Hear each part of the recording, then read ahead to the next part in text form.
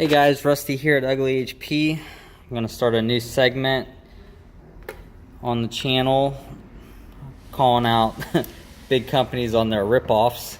So I bought this nice lathe from Snap-on about 2 years ago. Probably shouldn't have, but anyways, the belt started coming apart. You know, normal wear and tear.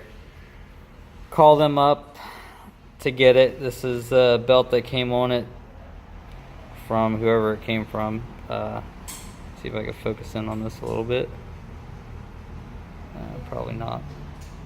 Well, it's a Gates belt, True Flex, part number 2310. Called up Snap-on. Their I guess it would be like their parts department for their equipment, and they want to ship this belt to me for $99.60. It's the price I was given.